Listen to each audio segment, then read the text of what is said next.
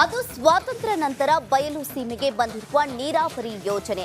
ಅಂತರ್ಜಲ ವೃದ್ಧಿಗಾಗಿ ಸರ್ಕಾರ ಬೆಂಗಳೂರಿನ ತ್ಯಾಜ್ಯ ನೀರನ್ನ ಬಯಲು ಸೀಮೆಯ ಕೆರೆಗಳಿಗೆ ಹರಿಸಿತ್ತು. ತ್ಯಾಜ್ಯ ನೀರಿನಿಂದ ಜಿಲ್ಲೆಯ ಕೆರೆಗಳು ತುಂಬಿತ್ತು. ಆದರೆ ಈಗ ಈ ಯೋಜನೆಯಿಂದ ಬಯಲು ಸೀಮೆಯ ಜನರು ಆತಂಕ ಪಡುವಂತಹ ಪರಿಸ್ಥಿತಿ ಅಲ್ಲಿ ನಿರ್ಮಾಣವಾಗಿದೆ. ಅಷ್ಟಕ್ಕೂ ಅದು ಯಾವ ಯೋಜನೆ ಅಂತೀರಾ? ಈ ಸ್ಟೋರಿ ನೋಡಿ.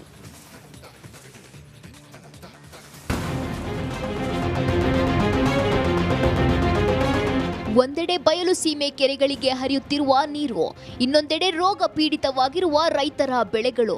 ಇದು ಕೋಲಾರ ಜಿಲ್ಲೆಯ ರೈತರ ಪರಿಸ್ಥಿತಿ. 2013ರಲ್ಲಿ ಸಿದ್ದರಾಮಯ್ಯ ಸಿಎಂ ಆಗಿದ್ದಾಗ ಬಯಲು ಸೀಮೆ ಜಿಲ್ಲೆಯ 131 ಕೆರೆಗಳಿಗೆ ಪೈಪ್ಲೈನ್ ಮೂಲಕ ನೀರು ತುಂಬುವ 1400 ಕೋಟಿ ವೆಚ್ಚದ ಕೆಸಿ ವ್ಯಾಲಿ ಯೋಜನೆ ಅನುಷ್ಠಾನಗೊಳಿಸಿದ್ರು. ಬೆಂಗಳೂರು ತ್ಯಾಜ್ಯ ನೀರನ್ನ 2 ಹಂತಗಳಲ್ಲಿ ಸಂಸ್ಕರಿಸುವುದು ಯೋಜನೆ ಉದ್ದೇಶ. 2016ರಿಂದ ಕೋಲಾರ, ಚಿಕ್ಕಬಳ್ಳಾಪುರ ಹಾಗೂ ಬೆಂಗಳೂರು ಗ್ರಾಮಾಂತರ ಜಿಲ್ಲೆಗಳಿಗೆ ಕೆಸಿ ವ್ಯಾಲಿ ನೀರು ಸಮರ್ಪಕವಾಗಿಲ್ಲದ ಕಾರಣ ರೈತರ ಬೆಳೆ ಗುಣಮಟ್ಟ ಕಳೆದುಕೊಳ್ಳುತ್ತಿದೆ ಎಂಬ ಆರೋಪ ಕೇಳಿಬರ್ತಿದೆ.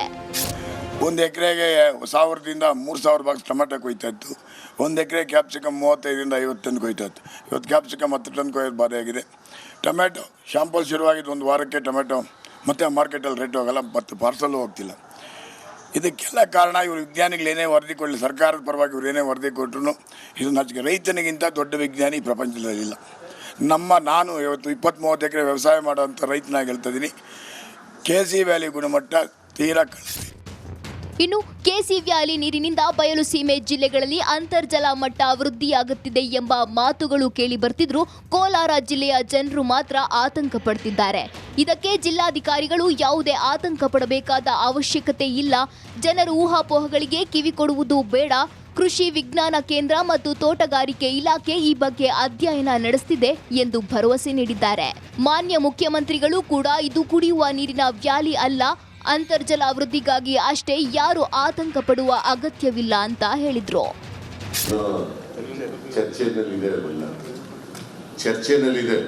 ಈಗ ಸೆಕೆಂಡರಿ ಟ್ರೀಟ್ಮೆಂಟ್ ಮಾಡ್ತೀವಿ, ಅದು ಕುಡಿಯೋ ನೀರಿಗೆಲ್ಲ ಕೊಡ್ತಾ ಇರೋದು, ಕೆರೆಗಳು ತುಂಬಿಸಕ್ಕೆ ನೀರು ಬಿಡ್ತಾರೆ, ವ್ಯವಸಾಯಕ್ಕೆ. ಗೊತ್ತಾಯ್ತಾ?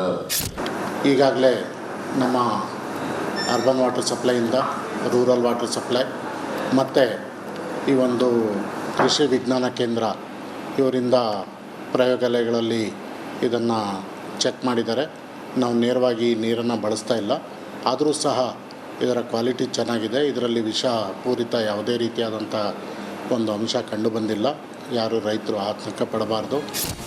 ಒಟ್ಟಾರೆ ಕೋಲಾರ ಸೇರಿದಂತೆ ಬಯಲು ಸೀಮೆ ಜಿಲ್ಲೆಗಳ ಮಹತ್ವದ ನೀರಾವರಿ ಯೋಜನೆ ಕೆಸಿ ವ್ಯಾಲಿ ಯೋಜನೆಯಿಂದ ಜಿಲ್ಲೆಯ ಬರದ ಚಿತ್ರಣವೇ ಬದಲಾಗಿದೆ. ನೀರಿನ ಶುದ್ಧೀಕರಣದ ಬಗ್ಗೆ ಜನರಲ್ಲಿ ಇರುವ ಆತಂಕವನ್ನ ದೂರ ಮಾಡಲು ಯೋಜನೆಯ 3ನೇ ಹಂತದ ಶುದ್ಧೀಕರಣಕ್ಕೆ ಸರ್ಕಾರ ಮುಂದಾದರೆ ಬಯಲು ಸೀಮೆ ಜಿಲ್ಲೆಯ ಜನರ ಬಹುದೊಡ್ಡ ಆತಂಕ ನಿವಾರಣೆಯಾಗೋದ್ರಲ್ಲಿ ಅನುಮಾನವಿಲ್ಲ. ಸುರೇಶ್, ರಿಪಬ್ಲಿಕ್ ಕನ್ನಡ, ಕೋಲಾರ.